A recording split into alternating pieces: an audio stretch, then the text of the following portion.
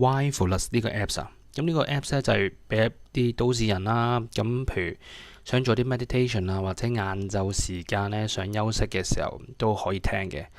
咁呢個 Mindfulness 最得意嘅嘢咧，同普通嘅 meditation app 有咩唔同咧？佢咧就會有啲動畫嘅，咁呢啲會有個 3D picture 啦，啲公仔係會喐嘅。咁你可以望住佢做 meditation 都幾得意嘅。咁亦都可以 set 個 timer 啦，由最少1分鐘去到45分鐘、50分鐘、60分鐘都得嘅。咁呢啲係個人嘅喜好啦。